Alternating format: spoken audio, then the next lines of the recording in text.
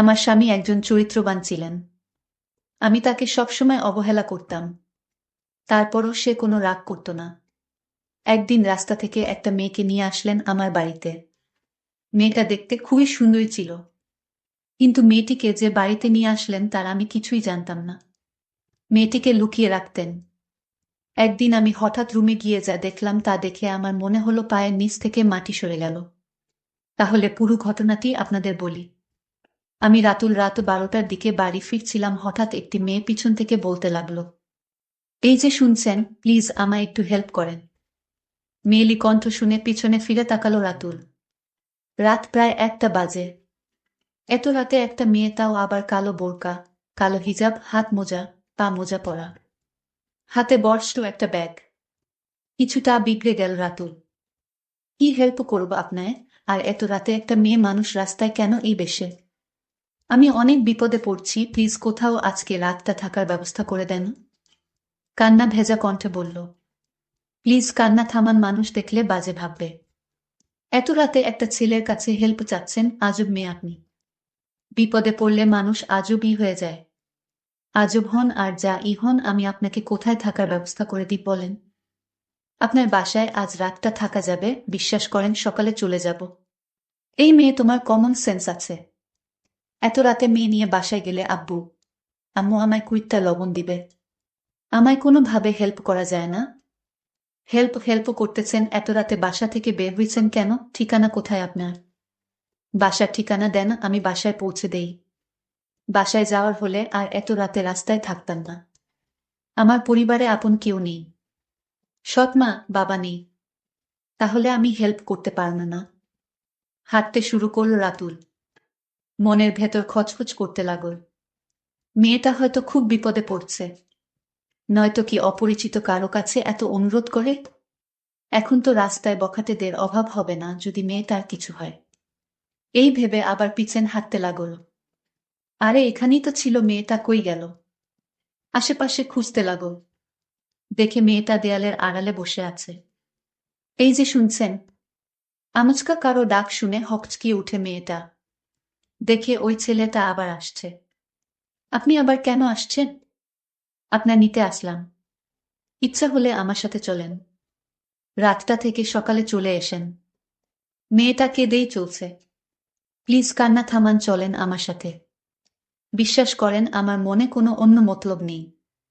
আমি সকালেই চলে আসব। আমি কি বলছি, আপনার মনে অন্য মতলব আছে। হাঁটতে শুরু করল দুজন। আমার ব্যাগটা একটু আপনার হাতে নিবেন? কেন? কেন? আজব মেয়ে তো আপনি, আপনার ব্যাগ টানাবেন আমায় দিয়ে? এভাবে বলছেন কেন? থাক, লাগবে না। হইছে, দেন, আমার আছে। ওরে বাবা, এত ওজন কেন ব্যাগ? এই আপনি কি বাসা থেকে পালিয়ে আসছেন? হুম। মাথা নিচু করে। কেন পালিয়েছেন? সেই কখন থেকে কেঁদেন যাচ্ছেন, প্লিজ কান্না থামান। আমার মতো বিপদে থাকলে আপনিও কাঁদতেন। আমার সৎ মা আমার ঠিক করছে একজন বুড়ো মানুষের সাথে। উনার 3টা বাচ্চা আছে। বউ আছে 3টা। পালিয়ে না আসলে ওই বুড়ো মানুষটার সাথে বিয়ে হয়ে যেত। পালিয়ে আসলেন, থাকবেন কোথায় সেটা ভাবেননি? আত্মীয় স্বজন কেউ আছে এখানে? আত্মীয় স্বজন থাকলে কি নির্লজ্জের মতো আপনার হেল্প চাইতাম? আজব মেয়ে তো আপনি, থাকা খাওয়ার জায়গা নেই অথচ বাসা থেকে পালিয়ে এসছেন। যাই হোক, সেটা আপনার ব্যাপার। নাম কি আপনার? জুয়েনা আক্তার মিম। আপনার নাম কি? হায়দার হোসেন রাতুল। আচ্ছা, আমি কি আপনার বাসায় থাকবো আজকে রাতে? বাসায় না তো জঙ্গলে থাকবেন? আমায় বিশ্বাস না হলে রাস্তা মাপেন। বিশ্বাস না হলে কি হেল্প চাইতাম? আপনার বাবা মা যদি কিছু বলে? বাবা মা এখন মনে হয় ঘুমিয়ে গেছে। যেভাবে হোক ম্যানেজ করব, আপনার ভাবতে হবে না। আমি আর হাঁটতে পারছি না। হাত পা অবশ হয়ে যাচ্ছে, গাড়ি ডাকলে ভালো হতো। বাসার সামনে এসে গাড়ি খুঁজেন? মানে? মানে আপনি এখন আমার বাসার সামনে দাঁড়িয়ে আছেন। আপনি একটু আড়ালে দাঁড়ান, আমি দেখে আসি বাবা মা ঘুমাইছে কিনা। আচ্ছা। বাসার ভিতরে ঢুকল রাতুল। বাবা মা ঘুমিয়ে গেছে। যাক, আল্লাহ রহমত করছে। এই আসেন, আস্তে আস্তে পা টিপে টিপে হাঁটবেন, কোনো শব্দ যেন না হয়। আচ্ছা। এই আপনার পায়ে কি পায়েল পড়ছেন? ঝুনঝুন শব্দ হচ্ছে। হ্যাঁ, মোজার নিচে পায়েল। আমি খুলে ফেলছি, ওয়েট। বাব্বা, মোজার নিচে পায়েল। রাতুল আর ঝুয়েনা আস্তে আস্তে পা টিপে টিপে বাসার ভেতর প্রবেশ করল, যাতে কেউ টের না পায়। রাতুল রুমের ভেতর ঢুকে দরজায় ছিটকানি লাগিয়ে দিল। মনে হয় দ্বিতীয় বিশ্বযুদ্ধ জয় করছে। রাতুল ফিসফিস করে জুয়েনার উদ্দেশ্যে বলল, কোনো রকম শব্দ করবেন না। আর এটা আমার রুম। আজকে রাতে এখানেই থাকবেন। জুয়েনা কান্না ভেজা ফাঁপা ফাঁপা কণ্ঠে ফিসফিসিয়ে বলল, আপনি কোথায় থাকবেন? আমি কোথায় থাকব মানে? আমিও রুমে থাকব। আপনি খাটে ঘুমাবেন আর আমি সোফায়। হাজার হোক আপনি আমার অতিথি, অপ্রত্যাশিত অতিথিও বলতে পারেন। অতিথির আপ্যায়ন না করলে আল্লাহ আমায় পাপ দিবে। না না, আপনি খাটে ঘুমান। আমি সোফায় ঘুমাব। এমনিতেই আপনায় অনেক বিরক্ত করছি। বিরক্ত করেননি, ঝামেলায় জড়াইছেন। বাবা মা টের পেলে কি হবে সেটা আল্লাহই জানে। আচ্ছা, আপনি সেই কখন থেকে কেঁদেই যাচ্ছেন, প্লিজ কান্না থামান। হুম। কি হুম? আপনি মনে হয় অনেক ক্লান্ত। হাত মুখ ধুবো, অনেক ক্লান্ত লাগছে। আচ্ছা, আপনি হাত মুখ ধুয়ে আসেন। আমার খুব ক্লান্ত লাগছে। আমি সোফায় শুয়ে পড়ছি।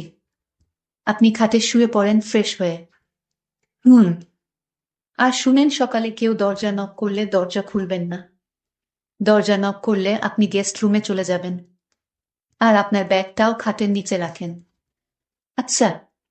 কোনো মেয়েলি জিনিসপত্র রুমে রাখবেন না ভুলেও। সব ব্যাগে গুছিয়ে রাখেন। কালকে সকালে চলে যাবেন কিন্তু। দেখতেই তো পাচ্ছেন কত রিস্ক। চলে যাব। আমার বউ তার বাপের বাড়ি গেছে। কালকে দুপুরে চলে আসবে। এসে যদি আপনার এই রুমে দেখে তাহলে একদম মেরে ফেলবে। কি আপনার বউ আছে? কেন, আমার বউ থাকা কি অস্বাভাবিক কিছু? না, সেটা বলিনি। যাই বলেন। যান, ফ্রেশ হয়ে শুয়ে পড়েন, আমার খুব ক্লান্ত লাগছে, এখন ঘুমাবো। রাত প্রায় 2টা বেজে গেছে। সকালে উঠে আবার অফিসে যেতে হবে। জুয়েনা হাত মুখ ধুইতে গেল। রাতুল সোফায় শুয়ে পড়ল। লোকটা কত ভালো। আমার জন্য কত রিস্ক নিল। এমন ভালো মানুষও এই যুগে আছে। লোক তার ভেতরে খারাপ কোনো দৃষ্টিভঙ্গি নেই। এসব ভাবতে ভাবতে তাড়াতাড়ি হাত পা ধুয়ে নিল। খুব ক্ষুধা পেয়েছে। কালকে দুপুরে ভাত খেয়েছে, এখন পর্যন্ত এক ফোঁটা পানিও মুখে দেয়নি। আবার খুব কান্না পাচ্ছে। চিৎকার দিয়ে কান্না করতে ইচ্ছে করছে।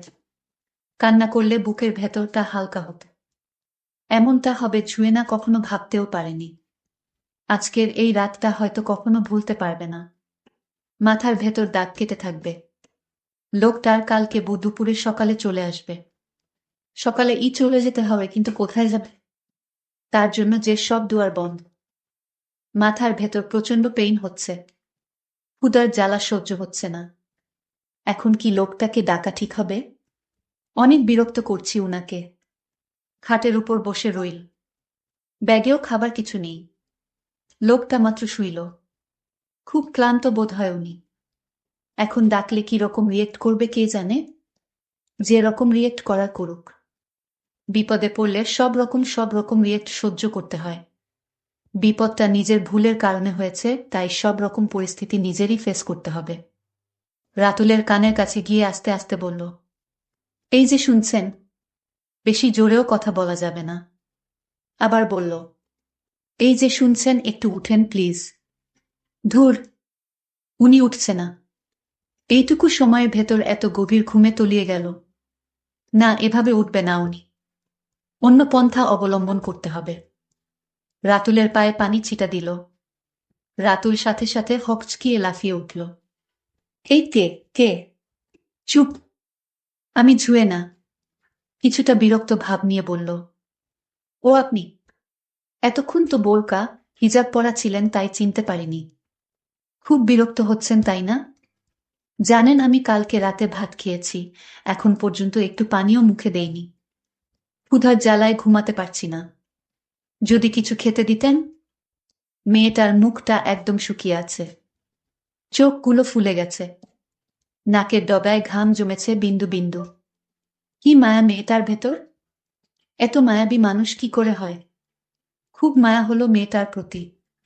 আচ্ছা, আপনি বসুন, আমি ডাইনিং রুম থেকে খাবার নিয়ে আসছি।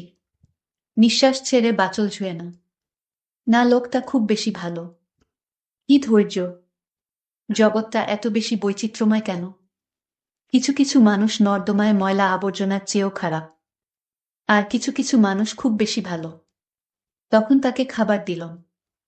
আর বলে দিলাম খেয়ে ঘুমিয়ে পড়ুন। ঠিক আছে, আর আপনাকে ডিস্টার্ব করব না, আমি খেয়ে ঘুমিয়ে পড়ছি। সকাল হলো, আপনি গেস্ট রুমে চলে যান, এখানে থাকবেন। আমি একটু বাহির থেকে আসছি। এসে দেখি মেয়েটা অসহায়ের মতো গেস্ট রুমে বসে রয়েছে। আমি এসে বললাম, চলে যান, সকাল তো হলো, আপনি তো বললেন সকাল হলে চলে যাবেন। প্লিজ আজ রাতটা থাকতে দিন, আমি কাল চলে যাব। হায় আল্লাহ, আমি কোন বিপদে পড়লাম! প্লিজ আজকের রাতটা আপনার বাড়িতে থেকে সকালে চলে যাব। আজব তো, আপনি কাল বললেন আজ চলে যাবেন, আর এখন বলতেছেন কাল চলে যাবেন। আমি বউ বাপের বাড়িতে থেকে একটু পরেই এসে যাবে, তখন কি হবে? আপনাকে দেখলে আমায় মেরে ফেলবে। আমি গেস্ট রুমে থাকবো, কোনো শব্দ করব না। মেয়েটার এমন আকুতি মিনতি দেখে আর না করতে পারলাম না। তার কথা মেনে নিলাম। একটু পর আমার স্ত্রী বাড়িতে চলে আসলো, আর মেয়েটি দ্রুত গেস্ট রুমে চলে গেল। আমি বললাম, কিভাবে এত সকাল সকাল চলে আসলে? আমাকে ফোন করলেই তো তোমাদের এগিয়ে নিয়ে আসতাম। আমার বউ বলল, আর এত দরদ দেখাতে হবে না। আমি এতদিন বাপের বাড়িতে ছিলাম, একটা ফোন দিয়ে খবর পর্যন্ত নেননি, আর এখন দরদ দেখাতে আসছে? তুমি এভাবে কথা বলছো কেন? এই 2টা দিন আমি একটু বিজি ছিলাম। তোমার আর বিজি কিসের? আর বলো না। আমার বন্ধু রাশেদ বলেছে তার সাথে ব্যবসার কাজে লাগতে। হয়েছে হয়েছে, এবার বাজারে যাও, দ্রুত বাজার নিয়ে এসো। আমি বাজার নিয়ে আসলাম। আমার বউ রান্না করতে গেল রান্নাঘরে। আমি এর ভিতরে একবার গেস্ট রুমে গেলাম, গিয়ে দেখি মেয়েটি ঘুমিয়ে আছে। আমি আস্তে আস্তে ডাক দিলাম, এই যে শোনেন। তখন জুয়েনা বলল, আমি ঘুমাইনি, আমি আপনার এবং আপনার স্ত্রীর কথা সব শুনেছি। আপনার মতো এত চরিত্রবান স্বামীর সাথে এরকম আচরণ করে আপনার স্ত্রী। আচ্ছা, আপনি জানেন আমি একটা নরকে আছি। আমার বাবা মা পছন্দ করে আমাকে এই মেয়েকে বিয়ে করেছিলাম, কিন্তু আমি আমার মনের মতো স্ত্রী পাইনি। হঠাৎ স্ত্রীর ডাক পড়ল। আমি আস্তে করে ওয়াশরুমের পাশ দিয়ে বের হয়ে গেলাম। আমার স্ত্রী বলতে লাগলো, তুমি ওয়াশরুমে ছিলে নাকি গেস্ট রুমে?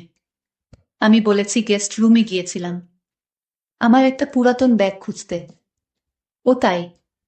ঠিক আছে, এখন রাতে খাবার খেয়ে নাও। তুমি খেয়েছো? খেয়েছি।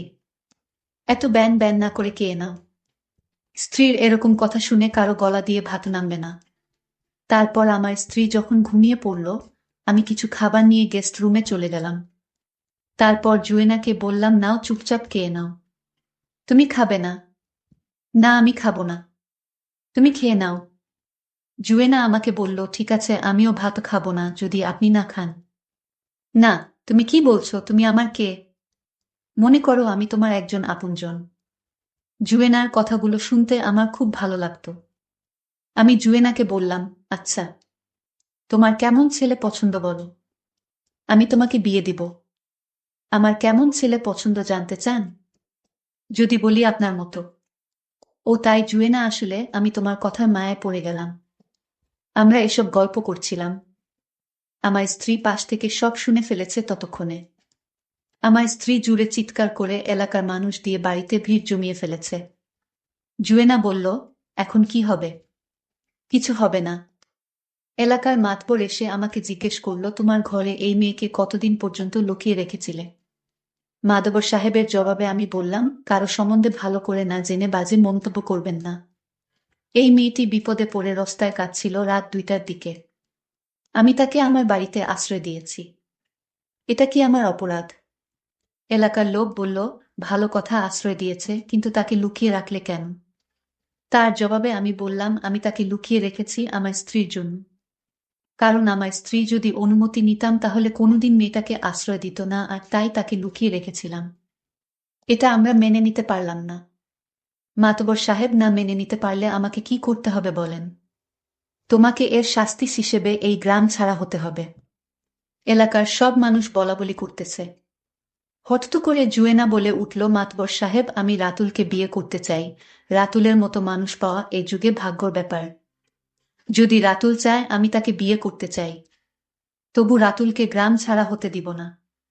কারণ রাতুল সৎ আদর্শবান ব্যক্তি, তার মতো ছেলের বউ হওয়া ভাগ্যর ব্যাপার। আমি তো অবাক হয়ে গেলাম জুয়েনার কথা শুনে। এইদিকে আমার স্ত্রী বলল, তোর কত বড় সাহস, তুই আমার স্বামীকে আমার কাছ থেকে কেড়ে নিতে চাস? রাতুল বলল, আমি তোমাকে রাখতে চাই না, তোমার সাথে সংসার করে আমি জাহান্নামে জ্বলছি।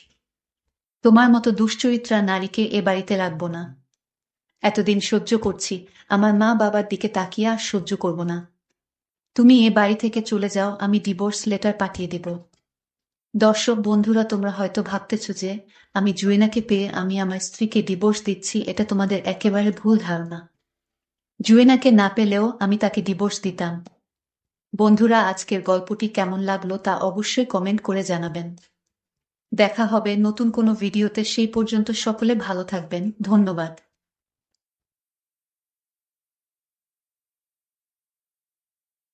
কুনাল বারবার বলছিল, মামি আপনি অনেক মিষ্টি, অনেক কিউট। আমি মজা করে বললাম, তাহলে পাশের বাড়ির মেয়েদের নিয়ে ভাবছ কেন? আমার মধ্যে কি খুঁত দেখলে? কুনাল একটু হেসে বলল, মামি আপনি এসব কি বলছেন? আপনার মাথা তো ঠিক আছে। তাই বুঝি, তাহলে আজ সকালে যখন আমি প্রীতমকে খাওয়াচ্ছিলাম তখন তুমি কি করছিলে? আর যখন আমি ফ্লোরে কিছু তুলছিলাম তখন? আমার এত কথা শুনে কুনালের মুখ হা হয়ে গেল। সে লজ্জা পেয়ে বলল, সরি মামি।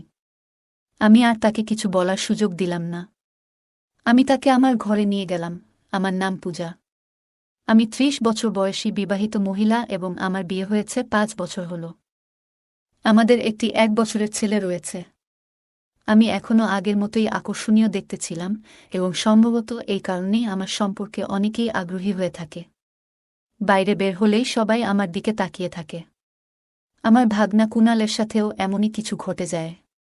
যদিও আমি তাকে বুঝিয়েছিলাম যে এটি সঠিক নয় এবং এটি জানাজানি হলে সমস্যা হতে পারে, তবুও সে থামেনি। ফলে পরিস্থিতির চাপে আমাকেই শেষমেশ তার কথা মানতে হয়। এরপর ১ মাস ধরে আমাদের মধ্যে যা ঘটে তা নিয়ে আরও কিছু কথা বলবো এই গল্পে। আমি এক বাচ্চার মা হলেও আমি আমার শরীরের অনেক যত্ন নিতাম। তাই এখন সবাই বলে আমি নাকি আগের থেকেও অনেক সুন্দর আর আকর্ষণীয় হয়েছি। আমি শহরে থাকার কারণে আমি সবসময় ছোট পোশাক আর জিন্স পরতে ভালোবাসতাম। তারপরেও আমার স্বামী আমাকে তেমন সময় দিতেন না। তাই আমি নিজেকে ভীষণ একাকী মনে করতাম। বন্ধুরা, আজকের গল্পটা অনেক বেশি স্পেশাল। আশা করছি তোমাদের ভালো লাগবে। গল্পগুলো ভালো লাগলে ভিডিওটি লাইক, শেয়ার এবং চ্যানেলটি সাবস্ক্রাইব করো প্লিজ। আমাদের শহরে একটি কাপড়ের দোকান রয়েছে, তাই আমি এবং আমার স্বামী রমেশ ২ বছর আগে গ্রাম ছেড়ে শহরে এসে বসবাস শুরু করেছি। এদিকে এইবার আমার ভাগনা কুনাল আমাদের বাড়িতে ছুটি কাটাতে এসেছে। সে ১০ম শ্রেণীতে পড়ে। স্কুল থেকে ১ মাসের ছুটি পেয়ে এবার সে আমাদের কাছে এসে মজা করে কিছু সময় কাটানোর সিদ্ধান্ত নেয়। কুনাল যখন আমাদের বাড়িতে আসার জন্য বাসস্টপে পৌঁছায় তখন আমি নিজেই তাকে আনতে যাই। কারণ আমার স্বামী রমেশ সব সময়ের মতো দোকানে ব্যস্ত ছিল। বাসস্টপে যাওয়ার সময় আমি জিন্স আর টি শার্ট পরেছিলাম, যা কুনালের নজর কেড়ে নেয়। তখন আমাকে দেখতে অনেক সুন্দর লাগছিল। আমি মাঝে মাঝে একটু অন্যরকম পোশাক পরে নিই, যেমন জিন্স আর টি শার্ট, আর আমার স্বামী রমেশ এতে কিছু বলেন না। আমি কি পরলাম না পরলাম আমার স্বামীর কোনো যায় আসত না। সেদিন কুনাল বাসস্টপে আমার জন্য অপেক্ষা করছিল। এখন আমি আপনাদের কুনাল সম্পর্কে কিছু বলি। সে আমার ভাগনা। সে গ্রামে থাকে। দূর থেকে আমি কুনালকে ডেকে উঠলাম, কিন্তু আমাকে জিন্স পোশাকে দেখে সে প্রথমে চিনতে পারেনি এবং এদিক সেদিক তাকাতে লাগল। আমি যখন তাকে হাত দিয়ে ইশারা করলাম তখন সে আমার কাছে এসে পৌঁছায় এবং প্রথমেই আমার পায়ে ছোঁয়। আমি তাকে আশীর্বাদ দিয়ে বললাম, আরও কত করবে কুনাল? আমি তো এতটাও বুড়ি নেই। কুনাল হাসতে হাসতে বলে, না মামি, আপনি তো এখনও ১৮ বছরের মতোই দেখাচ্ছেন। আমি তো আপনাকে চিনতেই পারিনি। যদি আপনি সিঁদুর না পরতেন কেউ বলতেই পারত না যে আপনি একজন বাচ্চার মা। তার কথা শুনে আমি হেসে বললাম, যাও, এবার অনেক হয়েছে, আর মিথ্যা বলো না। তোমার মামা তো সবসময় বলে যে আমার মধ্যে আগের সেই উজ্জ্বলতা আর নেই। তখন কুনাল বলে উঠল, সত্যিই বলছি মামি, আপনি অনেক কিউট দেখাচ্ছেন। মনে হচ্ছে আগের থেকে অনেক সুন্দর লাগছেন। কুণালের মুখ থেকে নিজের প্রশংসা শুনে আমি একটু খুশিই হচ্ছিলাম, কারণ রমেশ আমার স্বামী তো কখনো আমার প্রশংসা করে না। কাজ সেরে বাড়ি ফেরার সময় সারাটা পথ কুণাল আমার সাথে কথায় মশগুল ছিল। কুণালের আমার হাত ধরে রেখেছিল এবং আমি বললাম, তুমি তো আর ছোট নও যে হারিয়ে যাবে। তখন কুণাল মজা করে বলল, কি হয়েছে মামি? হাত ধরলে কি আপনার হাত মলা হয়ে যাবে নাকি?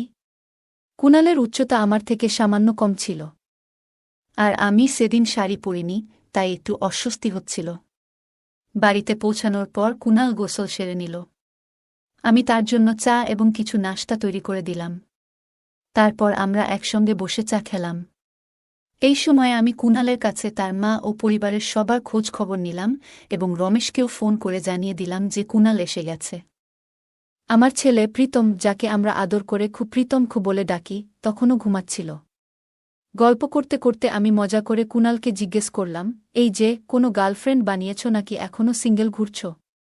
আমার মুখে এমন প্রশ্ন শুনে কুণাল একটু লজ্জা পেল। আমি হাসতে হাসতে বললাম, আর বলেও ফেল। এত লজ্জা পাচ্ছ কেন? আমি তো আর তোমার মাকে কিছু বলবো না। তখন কুণাল একটু হেসে বলল, আসলে মামি, একটা মেয়ে আছে, কিন্তু আমি এখনও কিছু বলিনি। আমি আবার মজা করে বললাম, ওহ, তাহলে এখনও কিছু বলেনি। কুণাল মজা করে বলল, মামি, কথা তো দূরের কথা। কুণালের কথা শুনে আমি এত হাসছিলাম যে পেটে ব্যথা হয়ে গেল। গল্প করতে করতে কখন বিকেল 5টা বেজে গেছে বুঝতেই পারিনি। এদিকে আমার ছেলে প্রীতম ঘুম থেকে উঠে গেছে, তাই কুণাল তার সাথে খেলতে শুরু করল আর আমি বাড়ির কাজকর্মে ব্যস্ত হয়ে গেলাম।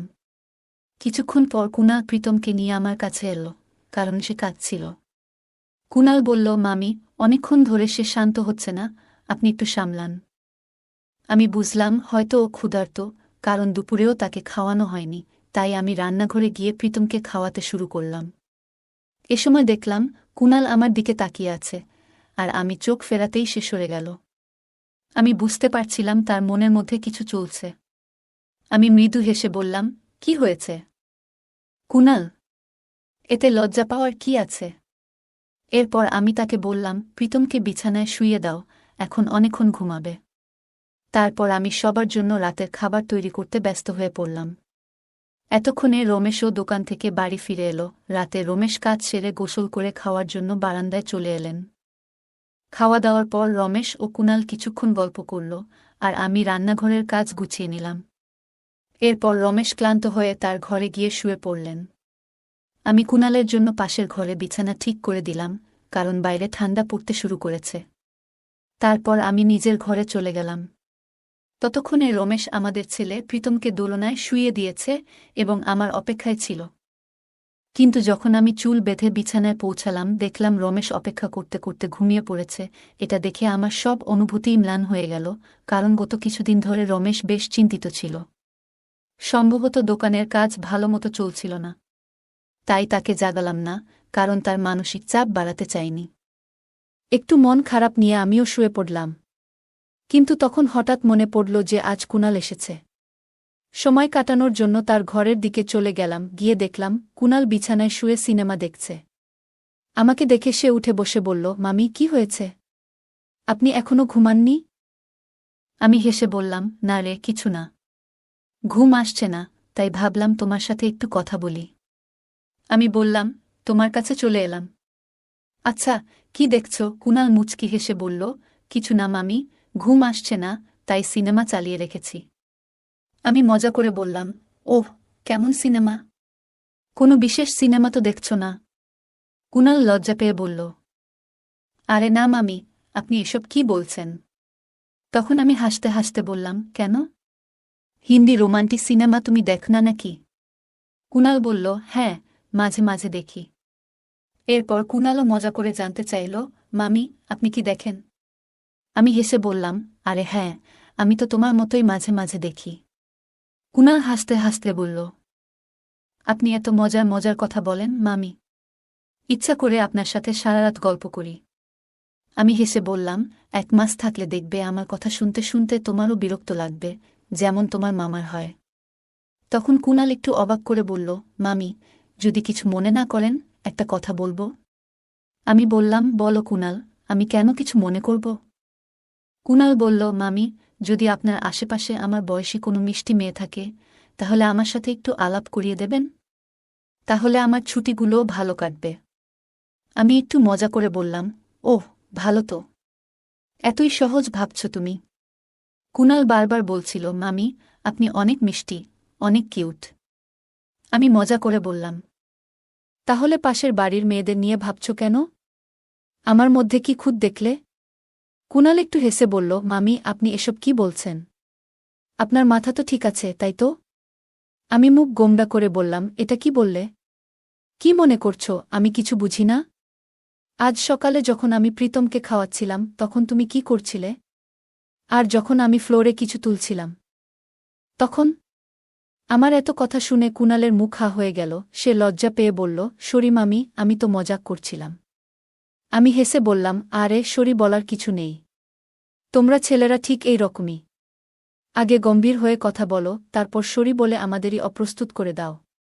তখন কুনাল আমাকে খুশি করতে বলল, মামি, আপনি রেগে গেলে আরও সুন্দর লাগে। আমি একটু মজা করে বললাম, ওটা না, এখন অনেক হয়েছে।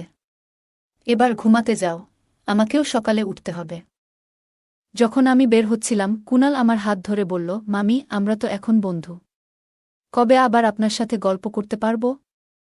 আমি হেসে বললাম, এত সহজে নয়, সময় হলে দেখা যাবে। তারপর হাসতে হাসতে নিজের ঘরে চলে এলাম। সকালে আমি একটু দেরি করে উঠলাম। ততক্ষণে রমেশ আমার স্বামী বাইরে থেকে হাঁটাহাঁটি করে ফিরেছে এবং কুনালকেও নিয়ে এসেছে। কুনালের চোখে তখনও ঘুমের ভাব ছিল। আমি রমেশকে বললাম, কুনালের এত সকাল সকাল ঘুম ভাঙালে কেন? দেখছ, ওর চোখ এখনো লাল। রমেশ মুচকি হেসে বলল, আরে ছেলেরা সব ঠিক আছে, একটু মজাই তো করছিলাম। রমেশ বললেন, কিছু হবে না পূজা, ধীরে ধীরে অভ্যাস হয়ে যাবে, বলে চা খেতে বসলেন। ততক্ষণে প্রীতমও ঘুম থেকে উঠে গেছে। তাই আমি তাকে খাওয়াতে শুরু করলাম। এরপর রমেশ বলল, পূজা, তুমি তাড়াতাড়ি আমাদের জন্য দুপুরের খাবারটা বানিয়ে দাও। আজ কুনালকে দোকানে নিয়ে যাব, সেও একটু দোকান দেখে আসুক। রমেশের মুখে কুনালকে সাথে নিয়ে যাওয়ার কথা শুনে আমার সব আনন্দ মাটি হয়ে গেল। আমি বললাম, এত তাড়াহুড়ো কেন? কালই তো এসেছে, ওকে একটু বিশ্রাম নিতে দাও। রমেশ বলল, এভাবে ঘরে বসে থাকলে ও বোর হয়ে যাবে। দোকানে গেলে মনও ভালো থাকবে। আমি একটু রেগে বললাম, তাহলে আমার কি হবে? আমি তো প্রতিদিনই ঘরে বোর হই। ভেবেছিলাম কুনাল এসেছে, একটু ভালো সময় কাটবে, আর এখন তুমিই ওকে নিয়ে যাচ্ছ। তুমি চলে যাওয়ার পর বাড়িতে কথা বলার মতো কেউ থাকে না। আমার কথাগুলো শোনার পর রমেশ মুচকি হেসে আমার গাল টেনে বলল, আচ্ছা ঠিক আছে, নেব না তাহলে, এখন আর রাগ করো না। তবে সত্যি বলছি, তোমাকে রেগে গেলে আরও সুন্দর দেখায়। আমি মুখ ভার করে বললাম, এত বাড়িয়ে বাড়িয়ে প্রশংসা করতে হবে না। যদি সত্যিই নিয়ে যেতে মনস্থির করেছ তাহলে নিয়ে যাও, আর বলবে না যে আমি কিছু শুনি না। তারপর আমি দুজনের জন্য খাবার প্যাক করে দিলাম, আর তারা দোকানের দিকে রওনা হল। সন্ধ্যায় রমেশ ফিরে এসে সোজা স্নান করতে গেলেন, আর কুনাল এসে ঢুকল রান্নাঘরে, যেখানে আমি রুটি বানাচ্ছিলাম। এসেই সে আমার কাঁধে মাথা রেখে বলল, মামি, আজ তো আপনাকে ছাড়াই সারা দিন মন বসেনি। আমি হাসি চেপে বললাম, হ্যাঁ জানি, তবে আগে বলো তো আমার জন্য কিছু আনছো কি? কুনাল হেসে বলল, হ্যাঁ মামি, নিয়ে এসেছি। আমি তাকে বললাম, তাহলে তাড়াতাড়ি স্নান সেরে নাও, এরপর আমরা সবাই মিলে খেয়ে নেব। তখন পর্যন্ত রমেশ খাওয়া শেষ করে প্রীতমের সাথে খেলায় ব্যস্ত ছিল। আমি কুনালের জন্য খাবার দিয়ে নিজে বাটিগুলো পরিষ্কার করতে শুরু করলাম। খাওয়া শেষে কুনালও তার প্লেট নিয়ে রান্নাঘরে এসে বলল, মামি, আপনি তো অনেক কাজ করেন, নিশ্চয়ই ক্লান্ত হয়ে যান। চলুন আমি কিছুটা সাহায্য করি। আমি হেসে বললাম, ও এখন মামিকে ইমপ্রেস করছো নাকি? কুনাল একটু হেসে বলল, না মামি, তা নয়, তবে আজকাল আপনাকে একটু বেশি ভালো লাগছে। আমি মজার ছলে বললাম, কি ব্যাপার কুনাল, এত ভালো লাগছে কেন? কুনাল লজ্জা পেয়ে হেসে বলল, মামি, আপনার সব কথারই উল্টো মানে বের করেন। এরপর আমি নিজের ঘরে গেলাম। রমেশ যেন আমারই অপেক্ষায় ছিলেন, আর প্রীতমকে তিনি প্রতিদিনের মতোই ঘুম পাড়িয়ে দিয়েছিলেন। ঘরে ঢুকতেই আমি রমেশকে জিজ্ঞেস করলাম, এখনো ঘুমাওনি? কি হয়েছে? রমেশ এসে বললেন, আসলে ঘুম আসছে না, তাই একটু জেগেছিলাম। আমি একটু মজা করেই বললাম, আচ্ছা। আর যখন আমায় ঘুম আসতো না তখন তো কিছু বলনি। রমেশ একটু থেমে বললেন, পূজা, তুমি তো জানো গত কয়েকদিন ধরে দোকানের কাজটা ঠিকমতো চলছে না, তাই একটু চিন্তায় ছিলাম। আমি মুচকি হেসে বললাম, ওহ আচ্ছা, এত ভাবনার কিছু নেই, ঠিক হয়ে যাবে। তুমি একটু অপেক্ষা করো, আমি হাত মুখ ধুয়ে আসছি। অনেক দিন পর রমেশ জানালেন যে তিনি কিছুটা বেশি সময় আমার সাথে কাটাতে চান, আর এটাই শুনে আমার মন আনন্দে ভরে উঠল। এরপর বেশ কিছুক্ষণ ধরে আমরা একসাথে সময় কাটালাম, নানা গল্প আর হাসিঠাট্টায় মেতে উঠলাম, যতক্ষণ না আমার হাসি থামানো মুশকিল হয়ে গেল। তার এতটা সময় নিয়ে আমার পাশে থাকার আগ্রহ দেখে মনটা সত্যিই প্রশান্তিতে ভরে উঠল। এরপর গল্প করতে করতে কখন যে ঘুমিয়ে পড়েছি বুঝতেই পারিনি। সকালে যখন কুণালের জন্য চা নিয়ে গেলাম, দেখলাম সে চা খেতে চাচ্ছিল না। বুঝতে পারলাম রাতে আমি তার সাথে কথা বলতে পারিনি বলে তার মন খারাপ। আমি স্নেহভরে জিজ্ঞাসা করলাম, কি হয়েছে কুণাল, তুমি কি আমার উপর অভিমান করেছ? কুণাল মৃদু কণ্ঠে বলল, রাতে তুমি আমার কাছে আসনি কেন? কুণাল বলল, মামি, জানো আমি একটানা রাত 1টা পর্যন্ত তোমার অপেক্ষা করছিলাম। তার কথায় আমি চুপ হয়ে রইলাম, কিন্তু তার প্রতীক্ষা দেখে বুঝতে পারলাম আমরা যা করতে যাচ্ছিলাম তা ঠিক নয়। অনেকদিন পর যেন আমার ভাবনায় কিছুটা স্পষ্টতা এলো, তাই আমি কুণালকে শান্তভাবে বোঝানোর চেষ্টা করলাম এবং তার কাছে ক্ষমাও চাইলাম। তখন কুণাল বলল, মামি, এভাবে কথা বলছো কেন? আমি জানি তোমার হয়তো আজ একটু বিশ্রামের দরকার, তবে কাল কিংবা পরশু কিছু সময় বের করো, তোমার সাথে গল্প করতে আমার খুব ভালো লাগে। কুণালের এমন আবেগ দেখে আমি একটু চিন্তিত হয়ে পড়লাম, বুঝলাম যে ও সহজে বুঝতে চাইছে না। ঠিক সেই সময় রমেশ ডাক দিয়ে বলল, পূজা, শিগগিরই খাবারটা গুছিয়ে দাও, আজ আমাকে তাড়াতাড়ি বের হতে হবে। আমি রান্নাঘরে গেলাম, রমেশের জন্য খাবার প্যাক করলাম। রমেশ বের হওয়ার সময় আমি বললাম, আজও কুণালকে তোমার সাথে নিয়ে যাও, যাতে ও একটু বাইরে ঘুরে আসে।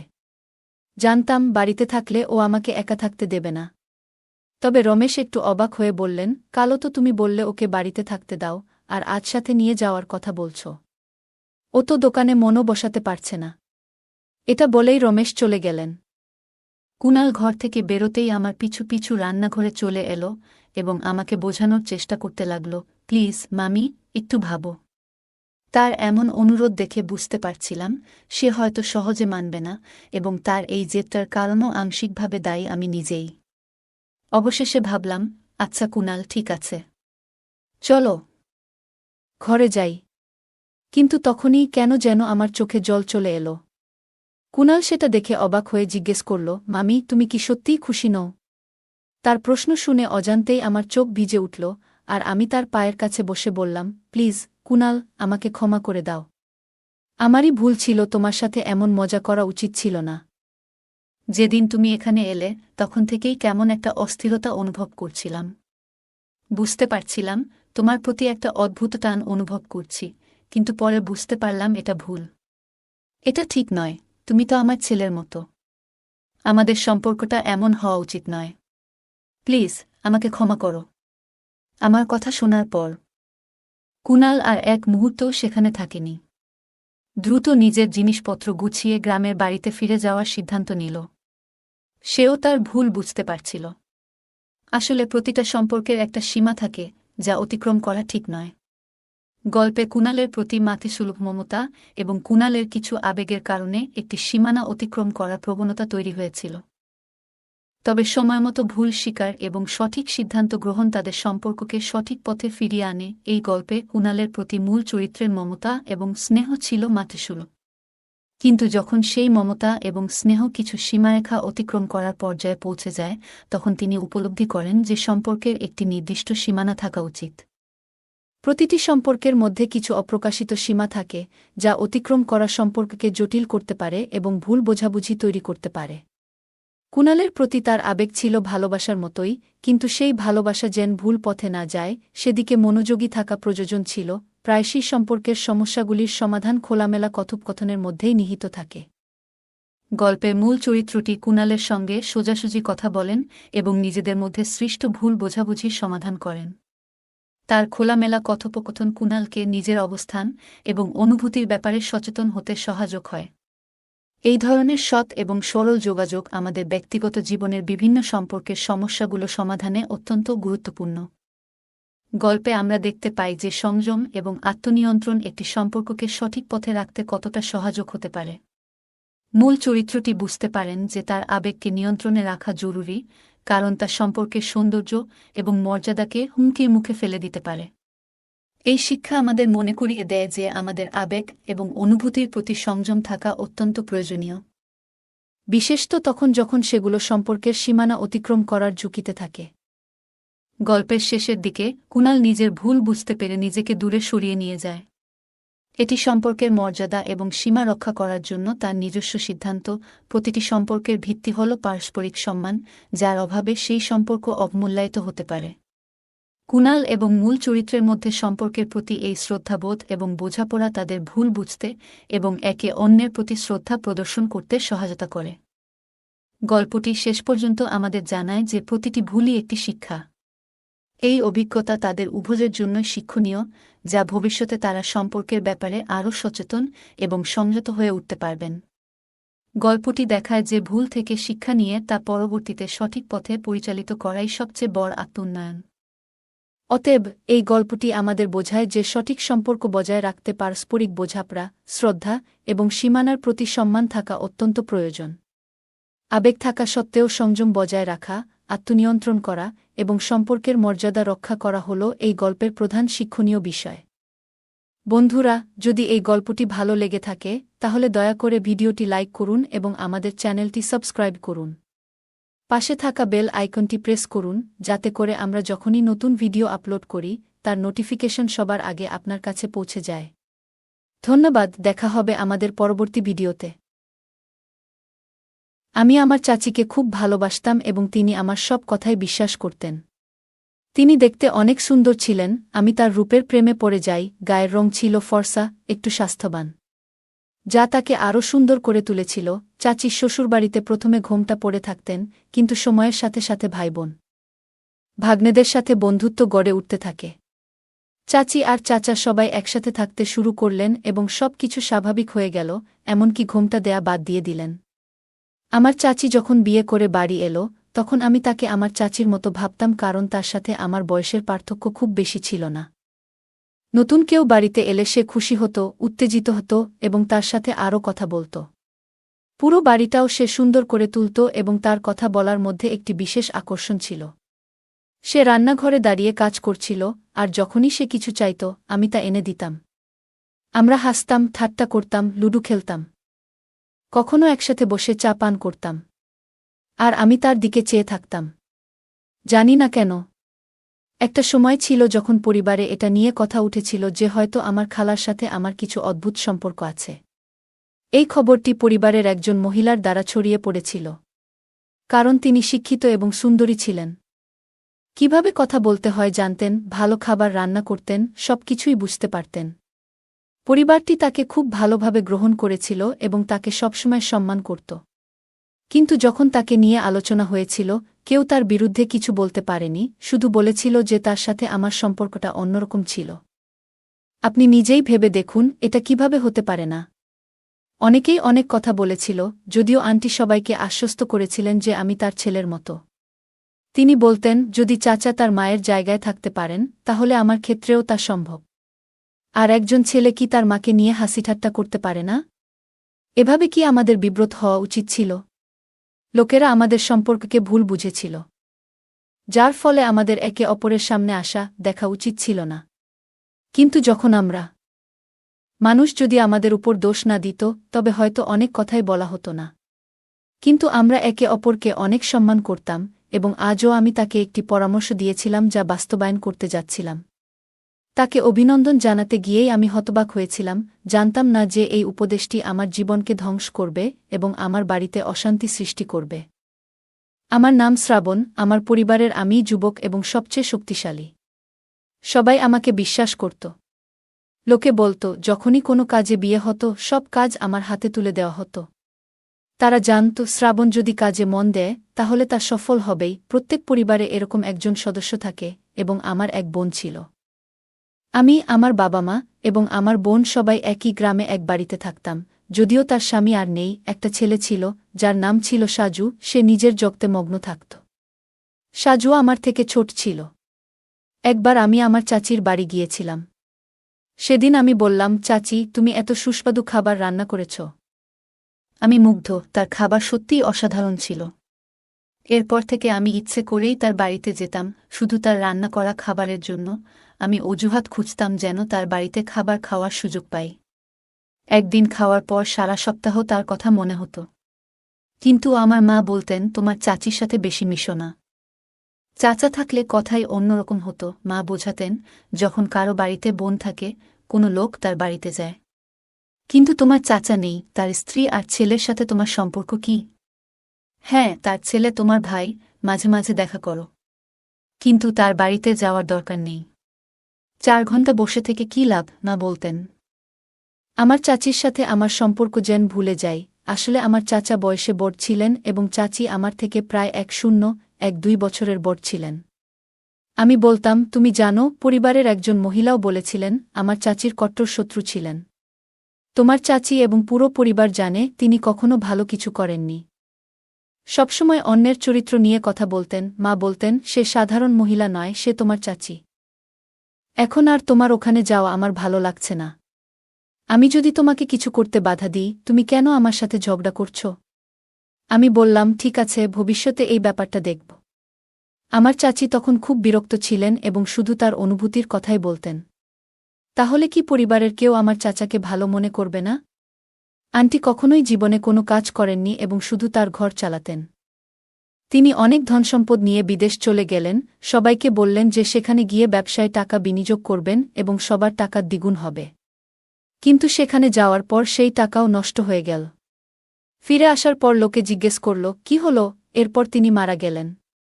তার মৃত্যুর পরেও কেউ তাকে ভালোভাবে স্মরণ করেনি। কারণ তিনি মৃত্যুর আগে পুরো পরিবারকে প্রতারণা করেছিলেন। তিনি ভেবেছিলেন বাইরে গিয়ে ব্যবসা শুরু করলে সবার উপকার হবে। তাদের দ্বিগুণ টাকা ফেরত দেবে, লোকে তাদের টাকাও পাবে এবং তাদের ব্যবসাও চলবে। কিন্তু দুর্ভাগ্যবশত ব্যবসায় ঝুঁকি ছিল এবং সবকিছু নষ্ট হয়ে গেল। আজ আন্টি আমাকে বললেন, তিনি তার ছেলের সম্পর্ক দেখতে গিয়েছিলেন, কিন্তু মেয়েটি পছন্দ হলে তাকেও সাথে নিয়ে যাবেন। আজকাল মেয়ে দেখলেই সবকিছু যাচাই করা হয়। সবার সামনে শ্রাবণের মৃগী রোগের আক্রমণ হয়েছিল, যা আগে কখনো হয়নি। কিন্তু হঠাৎ করেই এই সমস্যা দেখা দিল। জানতে পারলাম যে তার এপিলেপসি রয়েছে। এবং আমরা জানতাম না যে কোনো মেয়েকে দেখলেই তার খিঁচুনি হয়।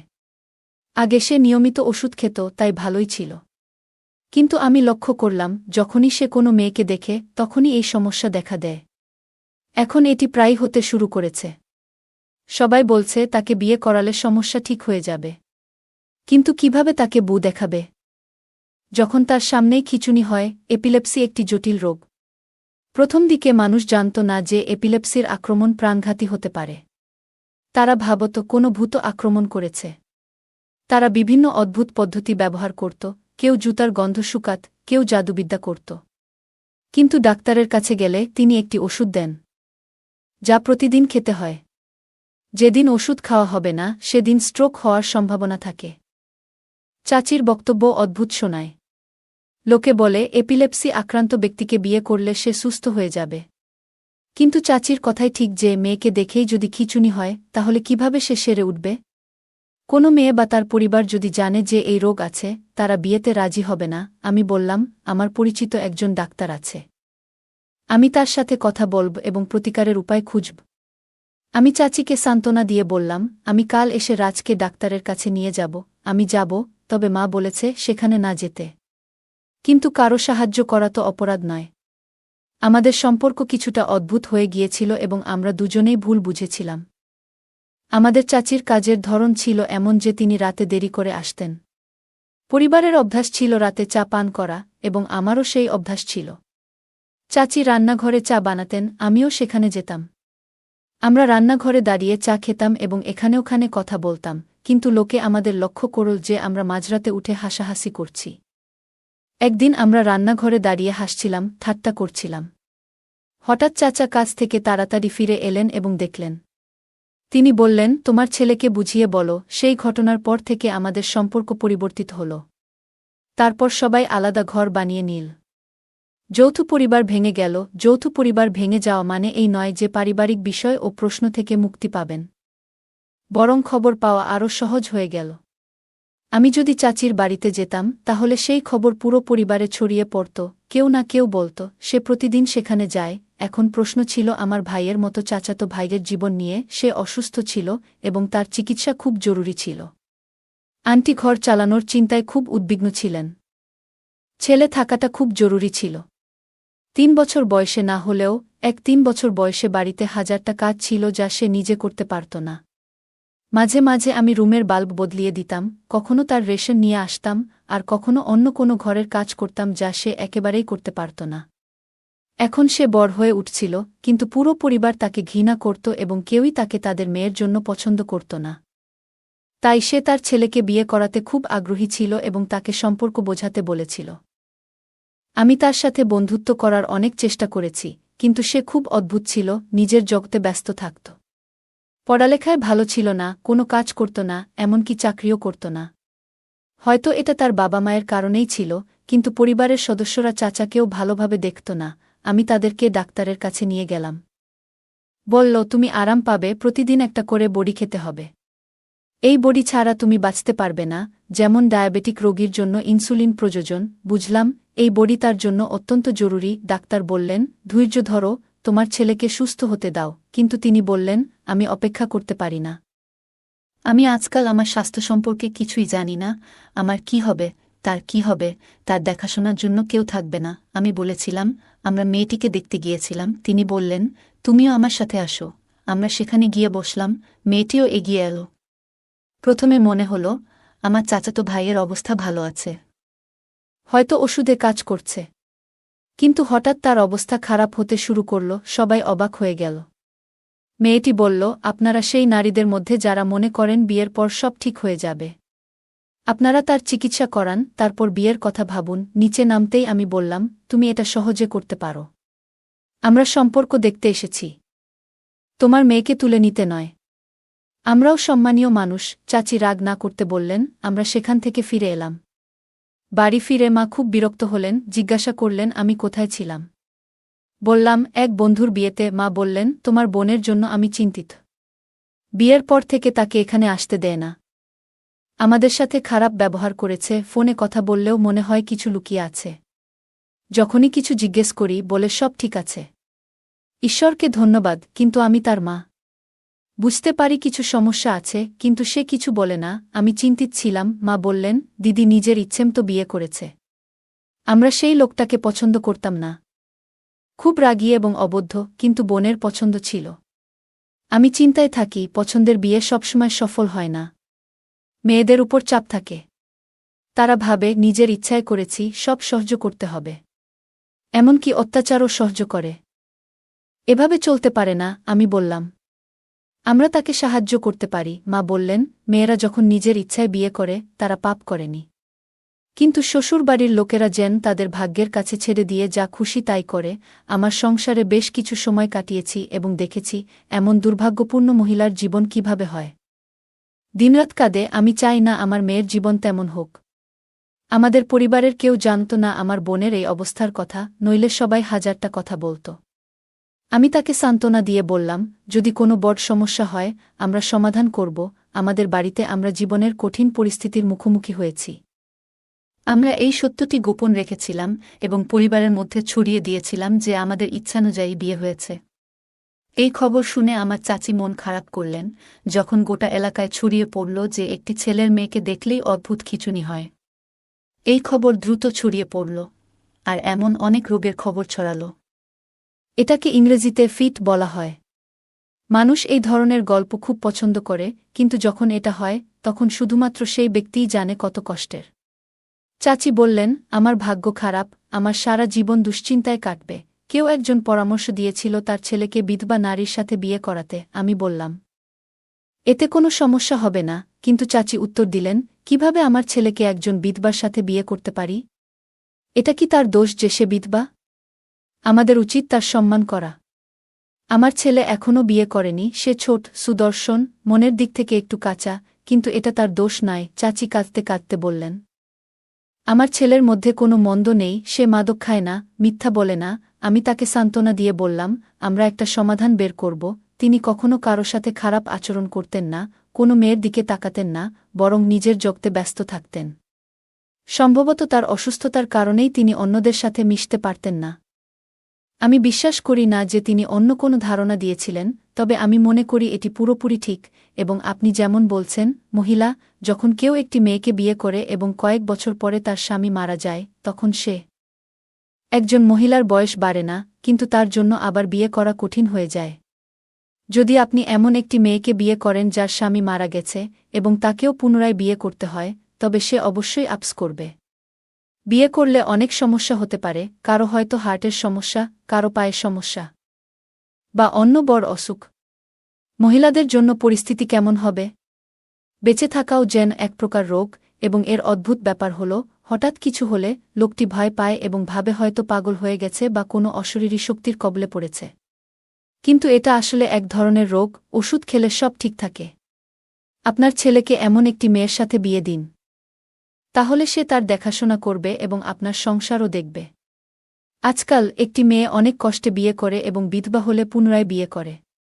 এই দ্বিতীয় সুযোগটি তার জন্য বিশেষ, এবং তিনি এটি কোনো কারণে হারাতে চান না, যেমন কোনো মহিলার ক্ষেত্রে হয়। তৃতীয়বার বিয়ে করা সবথেকে কঠিন কাজ, তাই যদি কেউ জানে যে তার সঙ্গীর স্ট্রোক হয়েছে, তাহলেও তার অসহায়ত্বের সুযোগ নিয়ে বাঁচা কঠিন। কিন্তু অন্তত থাকার মতো একটি ছাদ পাবে। আমার খালা অবাক হয়ে বললেন, তুমি কি এমন কাউকে পছন্দ করছ? আমি নিজেকে বলছি না, তবে তুমি নিশ্চয়ই তাদের মধ্যে একজন যারা কোনো নারীকে সহজে ভালো মনে করেন না। তিনি বললেন, আমার ছেলে অসুস্থ হলে তার কি দোষ যে তাকে শাস্তি দিতে হবে? একজন মহিলার স্বামী মারা গেলে সেই মহিলার কি দোষ? আমার খালা রাগান্বিত হয়ে বললেন, তুমি ঠিক বলছ, কিন্তু আমার মন কিছুতেই মানতে চাইছে না। আমি কয়েকদিনের জন্য শহরে যেতে চাই, তাকে সাথে নিয়ে যাচ্ছি। সেখানে গিয়ে ভাবব কি করব। মেয়েটি বলল, নিজের খেয়াল রেখো। তুমি আমাকে অনেক সমর্থন করেছ, যদিও আমি জানতাম তোমার মা এটা পছন্দ করবে না। তিনি অবশ্যই তোমাকে বাধা দেবেন। আমি তোমার মায়ের সাথে কোনো খারাপ সম্পর্ক রাখিনি, শুধু যে আমি তার থেকে বেশি সুন্দরী, তাই তিনি আমার সাথে ঝগড়া করতেন। এটা মেয়েদের স্বভাব। তুমি এটা বুঝতে পারবে না, এটা তোমার দোষ নয়। মাঝে মাঝে আমরা মনে করি আমাদের সম্পর্কের ঘৃণা করার অধিকার আছে। শাশুড়ির মতো তিনি কখনোই পুত্রবধূর সাথে ভালো ব্যবহার করতে পারেন না, কারণ তিনি সমাজের সবকিছু দেখেছেন এবং এটিকে তার কর্তব্য বলে মনে করেন। আমার খালা বললেন, তুমি নিজের যত্ন নাও এবং আমি কিছুদিন থাকতে চাই। তুমি একটু বিশ্রাম পাবে। আজকাল তিনি বললেন, তুমি খুব ভালো থাকো। আমার যদি একটি মেয়ে থাকত, আমি অবশ্যই তাকে বিয়ে করতাম। তিনি হাসলেন এবং বললেন, তাহলে যদি তোমার একটি মেয়ে থাকত, আমি সকালেই শহরে চলে যাব। ওর ছেলের বিয়ে শুনে আমি খুব খুশি হলাম এবং বললাম, দেখ, আমি আমার ছেলের বিয়ে দিয়েছি আর তোকে বলিনি। বিয়েটা হয়তো খুব তাড়াতাড়ি হয়ে গেছে, কিন্তু খুশির ব্যাপার হলো আমি আমার চাচিকে দেখতে শহরে যাচ্ছি। তুমিও আমার সাথে আসবে। দেখি কার ভাগ্য বিগড়েছে, আমার মাকে অনেক কিছু বলতে পারিনি। একই শহরে যেখানে আমার বোনের বিয়ে হয়েছিল। তাই হয়তো আমার মা যেতে প্রস্তুত ছিলেন, যদিও আমাদের তার বাড়িতে যেতে দেওয়া হয়নি। আমার শ্যালক বলেছিলেন যে আমাদের বাড়িতে কেউ আসবে না, কিন্তু আমার মায়ের মনে একটি ইচ্ছা ছিল যে আমরা হয়তো দেখা করতে পারি। কৌতূহল একজনকে এমন কিছু করতে বাধ্য করে যা আমার মাকে কোনো রাতে বিয়ে করতে পারে না বা তার বউয়ের সাথে দেখা করতে আসতেন। কিন্তু মেয়েটা কেমন আছে তাই তিনি যেতে রাজি হলেন। ওই শহরে আমার মামার বাড়িটি দেখে মনে হল বিয়েটা হয়েছে। আমরা ভিতরে ঢুকলাম এবং তারা আমাদের বসার ঘরে বসিয়ে দিল। এই চাচি আসার পর তাকে খুব সুন্দর এবং খুশি দেখাচ্ছিল। আমি তাকে অভিনন্দন জানালাম এবং মাও বললেন, আসুন, আমাদের ছেলের বিয়ে হয়েছে। এখন ভগবান ভবিষ্যতের মঙ্গল করুন। আমি আন্টিকে অভিনন্দন জানালাম এবং বললাম, যখন আপনি আমাকে আমার বোন এবং তার স্বামীকে পরিচয় করিয়ে দিলেন, আমরা দুজনেই হতবাক হয়ে গেলাম। কারণ আমরা জানতাম না। আমরা জিজ্ঞেস করলাম, এসব কি হচ্ছে? এটা কিভাবে হতে পারে যখন আমাদের চাচি বলেছিলেন যে আপনার বোনের স্বামী মারা গেছেন? কিন্তু তার শ্বশুর বাড়ি তাকে কাজে লাগাতে রেখে দিয়েছে। আমি বিষয়টি জানতে পেরে তাকে সাহায্য করার কথা ভাবলাম। তিনি বললেন, এ বিষয়ে কাউকে বলবেন না, তারা খুব বিপজ্জনক। তবে আমার ভাই পুলিশে আছে, তার সহায়তায় তাকে সেখান থেকে বের করেছি। তারপর থেকে সে এখানেই থাকত, কিন্তু তখনও আমি তাকে আমার ছেলের সাথে বিয়ে দিয়েছিলাম। একজন মহিলা হিসেবে সে তার যত্ন নেবে। আজ তাদের বিয়ে হয়েছে এবং ঈশ্বরকে ধন্যবাদ, এই বোনটি আমার আসল বোন ছিল না। সে আমার প্রথম স্বামী যে মারা গেছে, তাই সে আমার আসল বোন ছিল না এবং সে শ্রাবণের আসল কাজিনও ছিল না। সেই দুষ্ট লোকের খপ্পরে পড়ে তাকে বিয়েও করিয়ে দিয়েছি, না হলে এই সময়ে আমার বোনকে অনেক কষ্ট দেওয়া হতো। আমার মামাতো বোনকে জামাই হিসেবে মেনে নিয়েছি। আমি আন্টিকে বলেছিলাম যে আপনি সত্যিই খুব ভালো সিদ্ধান্ত নিয়েছেন। আমার এই কাজিন আমার বোনকে পছন্দ করেছে, এটা সে কখনো কাউকে জানায়নি। এখন সে তার ভাগ্যের দিকে ফিরে গেছে এবং বিয়ের পর তার অবস্থা অনেক ভালো হতে শুরু করেছে। কিন্তু তারপরও আমার বোন তাকে ভালোভাবে সামলে নিয়েছে, যদিও সে তার থেকে একটু বড় ছিল। দম্পতিকে খুব ভাল লাগছিল। তারা গ্রামে ফিরে এসে এখানেই বসবাস শুরু করেছে। খারাপ অবস্থায় ছিল, এই 2 বছর খুব কষ্টে কাটিয়েছে, কিন্তু এখন তারা ভালো আছে। তার স্বামী এক দুর্ঘটনায় মারা যায় এবং এরপর তার শ্বশুরবাড়ির লোকেরা তাকে আরও একা করে তোলে। তবে তার ভাগ্য ভালো ছিল যে তার চাচি তাকে সেখান থেকে উদ্ধার করে। এখন সে বলত, আমি সুখী এবং আমার জীবনে কোনো অভিযোগ নেই। সে বলত, যখন থেকে আমি শ্রাবণ এর সাথে বিয়ে করেছি, তখন থেকেই মনে হচ্ছে আমি সঠিক কাজ করেছি। আল্লাহ আমাকে ক্ষমা করেছেন এবং আমি এখন খুব খুশি। আশা করি শ্রাবণও খুশি হবে। গল্পটা কেমন লাগলো জানাতে ভুলবে না। আরও মজার মজার রোমান্টিক গল্প শুনতে চাইলে ভিডিওটি লাইক, শেয়ার এবং চ্যানেলটি সাবস্ক্রাইব করতে এবং বেল আইকনটি ক্লিক করতে ভুলবে না। ধন্যবাদ।